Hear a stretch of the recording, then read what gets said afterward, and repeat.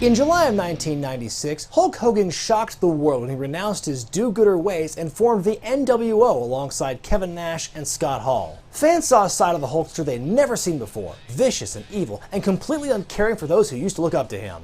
But in December of that same year, we all learned just how diabolical he could truly be on the big screen. Santa with Muscles is the story of an obnoxious jerk who learns about the true meaning of kindness and family, all while suffering from horrific head trauma. Which makes sense, considering watching this film feels like getting hit in the back of the head with a roll of quarters in a sock over and over again. With a hackneyed plot, characters so thin you can't even call them one-dimensional, and acting that makes Beavis and Butthead feel refined, this is considered one of the absolute worst movies of all time, holiday-themed or otherwise. IMDb don't lie, people! Joining me in my review of this, the pinnacle of Hulk Hogan's heel turn, is an individual who I apparently offended a few weeks back. Ladies and gentlemen, the host of Why Raw and SmackDown Didn't Suck, please welcome Puppet. Hey guys, I'm Puppet. I love wrestling. I watch it all the time. Now, Brian, I'm not making you watch this movie because you insulted the rich tradition of puppets in professional wrestling. Actually, that's exactly why I'm making you watch this movie, Brian. It's the season of giving, after all. Well, if I'm being forced to watch this abominable snowman of a film with you, Puppet, might as well drag everyone else down with us. Merry Christmas! Oh, false advertising right out the gate. Nice. There is this really bad man named Ebner Frost who lives up on the hill. Mr. Frost and his men have been real bullies to everyone in Lakeville. And now he's trying to take our orphanage away from us, and nobody can stop him. Well, at least there's no ambiguity as to who the villain in this movie is. Tell me about it. In the first minute of the movie, we already know that Ebner Frost is not nice. He's so mean that people are moving away, Brian. He lives in a spooky mansion on the hill, and he's trying to take over an orphanage. I mean, if you don't like your exposition that clear-cut, I don't know if Christmas-themed action comedies are for you. Hey, you come back here! Come back here! No, that's a Christmas tree! To be fair, that's a bullshit Christmas tree. I'd haul it away, too. We then cut to Hulk Hogan, wearing one of the worst hair pieces in history. He appears to be on a covert mission of some kind.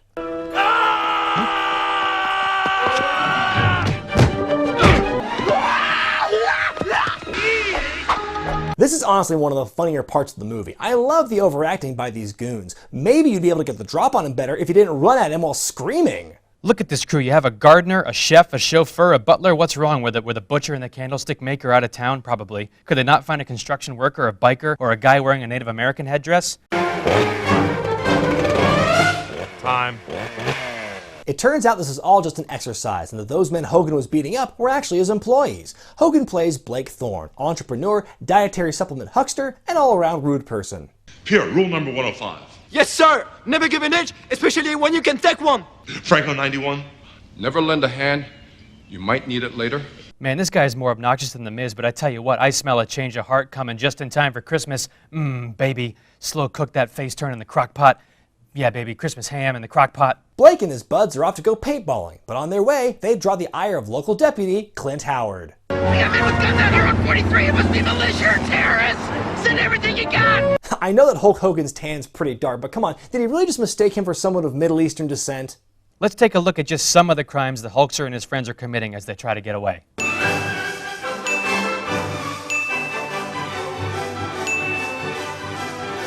Blake bails out of the car and runs toward a nearby mall to evade the cops. Inside, we see that the mall Santa is MIA and people are getting pissed. While that's going on, we learn that Lenny, one of the mall elves, is in debt to Ebner Frost.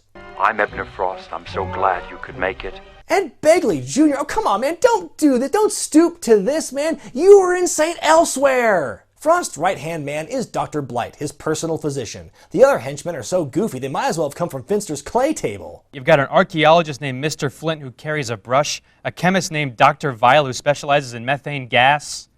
Because fart jokes, Brian. Fart jokes. Do you get it? And Miss Watt who harnesses the power of electricity.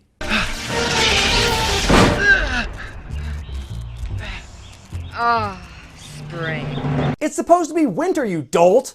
Back at the mall, Blake has disguised himself in a spare Santa suit that happens to fit him. He's spotted by the deputies but manages to elude them yet again by hiding in the trash chute. I'm not gonna let this guy get away with Santa fraud. Totally. You gotta nail this guy for Santa fraud. Forget the high-speed chase, him shooting at you from a moving vehicle or any of that. No. You can't let this dirtbag ruin the spirit of Christmas. Come on.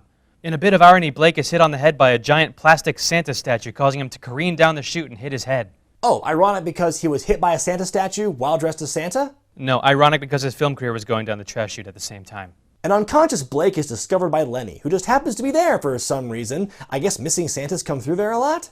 Blake Thorne? Richest man in 10 states? Blake awakens and is suffering from amnesia, with no idea who he really is. Realizing that getting access to money from an oblivious Blake will solve his own problems, Lenny convinces the Hulkster that he really is Santa Claus and takes him to the mall display. No. Yes! No. Yes! No! Yes!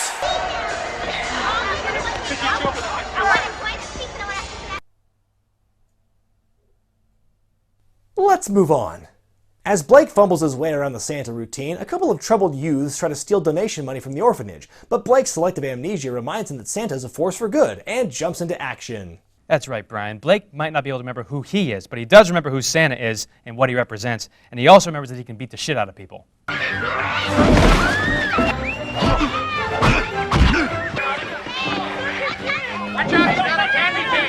Okay, I never thought I'd hear the phrase, "watch out, he's got a candy cane" in my lifetime, but you know what? 2016's just been full of surprises. Upon defeating the Hoods, Blake feels compelled to go to the mission to help. Back at Frost's mansion, another property owner submits to the villain's will after getting tickled and slapped on the ass by his henchmen. An excessive glowing map hoves into the office, where we learn the orphanage is the final piece of property that Frost must obtain before his grand plan is realized. It's also worth noting that Frost is a tremendous germaphobe. Well, I can see why. I mean, there's literally nothing else about this character's personality you can latch onto, so why not throw in a funny quirk? Frost goons take one of their several trips to the orphanage to further harass the people inside, driving around in an ice cream truck because, you know, funny bad guys need a silly getaway vehicle, right? Boy, you know, it's a thin line between wacky henchmen and child abductors, I'm telling you. The goons tow away the statue, but mission groundskeeper Garrett Morris tries to stop them. Oh no! I'll never see him on Two Broke Girls! But thank God, it's Santa Hogan who saves the day. Merry Christmas, Santa! I'm not sure that's the correct response to have when this one guy stopped your truck with his freaking bare hands. Well, the least we can do is offer you dinner. Don't offer him dinner, offer to take him to the doctor. Jesus, nobody in this movie is in the right frame of mind. Hulk is concussed, Lenny is a thief, the lunatic scientists are lunatics, Dr. Blight thinks he has a shot at that orphanage lady even though he has that haircut, and oh yeah, by the way, they just tried to murder Garrett Morris. Where are the police? Oh yeah, probably busy looking for the guy committing Santa fraud. We meet the people living in the orphanage. Leslie, the caretaker, Clayton, the groundskeeper, and the 3 remaining unadopted kids who do a really good job at ticking all these stereotypical movie kid boxes. There's Taylor, the brooding troublemaker with a slingshot, Elizabeth, the token cute kid, and Sarah, who is the know-it-all / smart aleck / seamstress. She actually represents a few of the movie kid tropes here. If she were a computer whiz, she'd cover all the bases. Hey Brian, did you notice that Sarah is played by Mila Kunis? It was her first film role. Well, I wish I hadn't, because now I can't stop thinking about that scene from Black Swan with her and Natalie Portman and... so awkward! By the way, Lenny is played by character actor Don Stark, making that 2 That 70s Show actors in this movie. I would say this is the best combination of That 70s Show and pro wrestling, but thankfully the wrestling episode of That 70s Show fills that spot nicely. Good night, Santa. Hogan? Hulkster? Earth to Terry Boulder. The next morning, Blake and the rest of his gang have breakfast. His face is exposed, and yet somehow nobody can recognize him. You know, Santa, I can't help thinking I know you from somewhere. For a guy who's supposed to be the richest man in 10 states, it's hard to believe that nobody can identify him. But I guess it speaks to everyone's intelligence level here when they can't connect the dots, even while they're literally eating a box of cereal with Blake's face on it. For $100 gazillion, please place your stolen thumbprint on the scanner. Ric Flair milled. Enjoy it with your Hulk Hogan cereal. Woo! After breakfast, Sarah shows Blake his new Santa suit that accentuates the 24-inch pythons, baby, and it comes complete with a utility belt. I guess Santa's a superhero now. Where'd you learn to do this? Mega Man, number 96. You learned how to sew from a comic book about a robot in a video game? Later, Blake walks in on Elizabeth in the church, singing some weird fake lullaby to herself in a scene that was clearly stolen from that one part of the movie, Hook. My time, all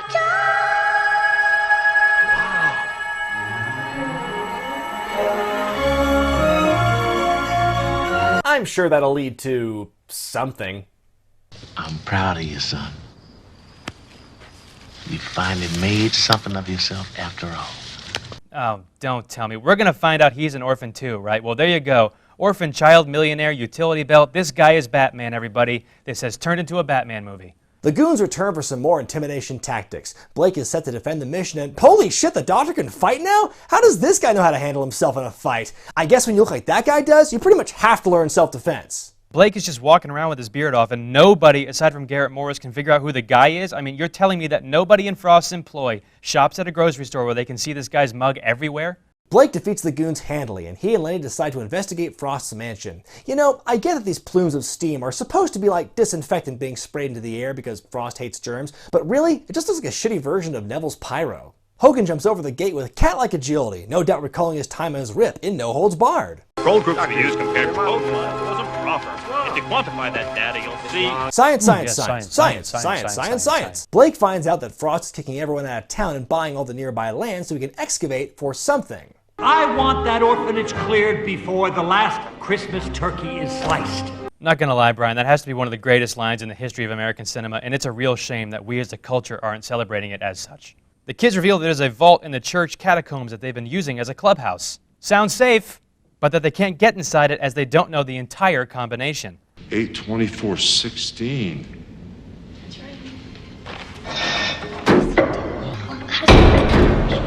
Wow, Blake was able to open the vault using the power of math and patterns, or just because, I guess. Wait a minute. Repressed memories of a sad upbringing being brought to light, adorable kids with no parents, villain with bad hair. Oh my god. This movie totally is Hook. Well, now I'm doubly depressed. 1, for watching this pile of crap, and 2, for being reminded of a much better movie I'd rather be watching. The gang walks into the vault to reveal a cave of beautiful crystals. These are piezoelectric crystals. I read about them in my geology book.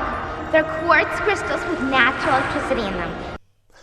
This is a Christmas movie, right? Taylor, put that down. Okay. Whoa, that thing was more unstable than Vince McMahon on a 3-day coffee bender. So we learned that Frost wants the mission so he can gain access to these crystal MacGuffins and become a millionaire. Now I really want some ice-cold crystal MacGuffin. Dr. Blight shows up to the mission for the 12th time in this movie, inexplicably without backup, and is chased by Blake up the bell tower. Nice going, guys. This is probably the most expensive shot of the whole movie, and you can't see any of the fight. I know, right? They might as well be sock puppets up there for all we know. Hey, man, that's offensive. You know what? I know a lot of sock puppets, and they're more than just a punchline, okay? Right? Sorry, my bad. You know this is a Hulk Hogan movie when he wins every fight he's in, but there's one thing that years of politicking can never prepare for: an animatronic Santa.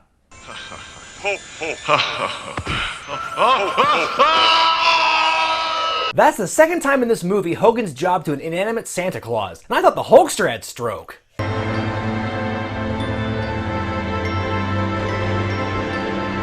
Man, that's so sad. Hey, Brian, it's not so bad. I mean, the villains do have unchallenged access to the orphanage now, but... No, not that. I'm sad for all the people working at that Geo dealership. You just know it's going to be shut down within a year.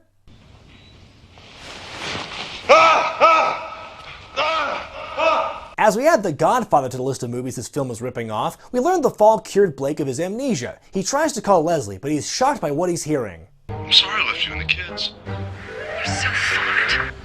Just leave us alone.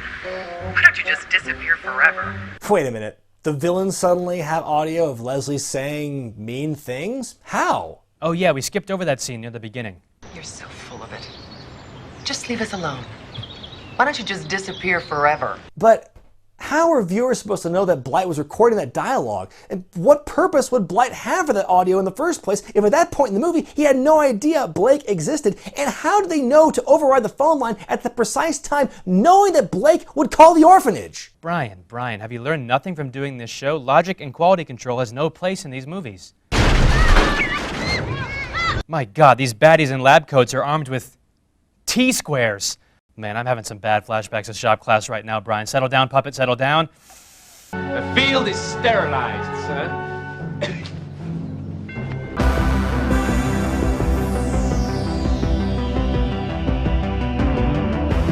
Ebner Frost apprehends the good guys and demands they mine the special crystals. Aw, such adorable child laborers. You're telling me that this criminal mastermind's best plan to get these extremely rare crystals that create their own energy is to send in 3 small children to mine for them? My kid can't even get around to unloading the dishwasher. I mean, when I had my son. I don't know where he is. Karen, give me back my son. A reformed Lenny tries to get in touch with Blake, but the baddies catch him. Remind me to introduce you to my 2 little friends, Lefty and Righty.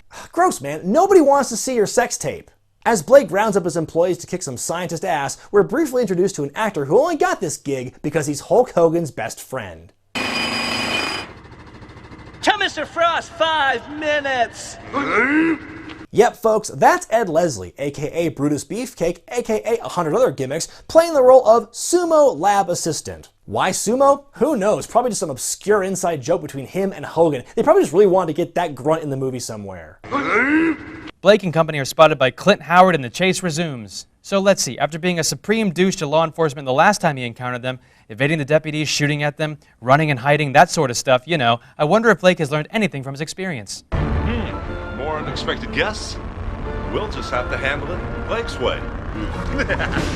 What the? Damn it, Hulk. Jesus, the cops here have bazookas? That can't be standard issue.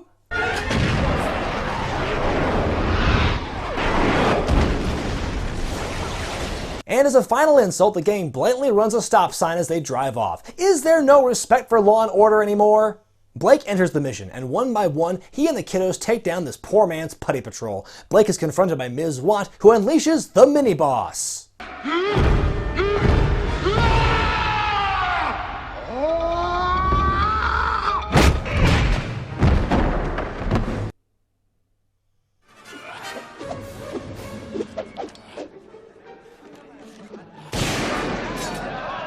The nerdy doctor put up more of a fight. After that 5-star classic, Lenny shows up and straight up murders the electric lady. It's after this we finally learn the truth about Blake. You grew up here. Look, you see the boy sitting right next to you? He was your best friend, Ebner Frost. Wow, wow, wow, what a twist. Baby, what a treat. I mean, it was completely unearned, cliche, and totally forced, but all the treats are, baby, crispy yum-yums. The kids turn Dr. Blight into the human equivalent of a Roman Reigns push, then we get a final confrontation in the Crystal Cave between Blake and Ebner.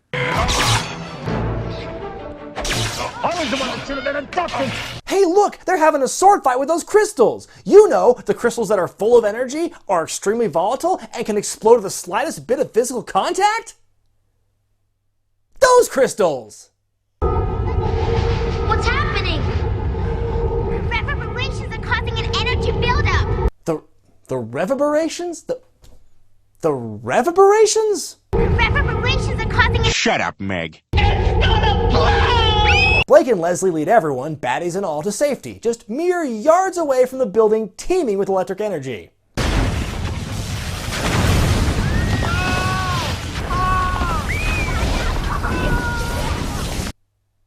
This is a Christmas movie, right? The baddies are hauled away, and one by one, everyone laughs. I guess he'll have a chance to defrost himself.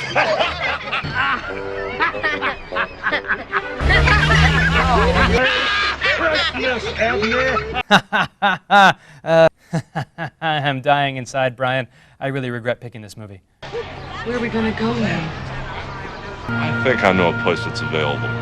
Oh nice, he's gonna have the kids live with him, and nope, he just bought Frost's mansion outright for the kids to live in, I guess. And there's a birthday party, even though it's Christmas, and they have a perfect view of the prison from whatever hill they're on. And where'd all the new kids come from? And why is Garrett Morris mowing the lawn when there are kids running all over it? And why is he working on Christmas? And why is Lenny trying to tan when the sun's at that angle? Brian, what did I just say about the logic thing? Ho, ho, ho! Ho ho ho, more like no, I'm sorry, I'm too worn down to come up with anything better. And that was Santa with Muscles. Think of all the classic American Christmas films in our history. It's a Wonderful Life, White Christmas, Elf, A Christmas Story. Chop them all up, put them into a blender, blend into a fine paste, set it on fire, and piss on the ashes. That would be a more holly jolly Christmas story than this pile of crap. When the movie isn't busy blatantly ripping off iconic moments from other better films, they're insulting your intelligence with poorly written heroes and villains, and a premise that makes absolutely no sense. How could this man have made it one day without someone looking for him or being recognized? Him being a rich entrepreneur was completely pointless to the story. Just have Hogan be some regular dude and it would work so much better. It worked for Arnold. Simply put, this movie sucked. No wonder it only drew $200,000 at the box office. Let's give this movie some credit though, Brian. They did a great job in making the right-hand man of the villain more detestable than the main villain himself, and that's a good thing. For example, you don't hate Hans Gruber, you love Hans Gruber. Can we just watch Die Hard now? That's a great Christmas movie. Can we? I'm surprised they didn't find a way to cram a scene from that movie in here. Well, Brian, we both got through it alive, and that's what matters, right? Yeah, okay. It's not a bad point, Puppet, but you know what? That's it. I am done watching holiday movies starring wrestlers this year. That's it for me. Thanks for stopping by, though, Puppet. Hey, Puppet? Puppet, are you there? Dang, must have lost the feed. Hello, Brian. Oh, hey, Adam. You being here at this time is kind of ominous. As far as I'm concerned, you're not through watching Christmas movies with wrestlers in them. Not by a long shot. Adam, the thing? Oh, yes. I lost the DVD cover. Hang on. Oy vey. California Christmas time is just a golden state of mind. Chestnuts roasting in the bright sunlight. Put on some pants, Chet. And what would Christmas be without historically low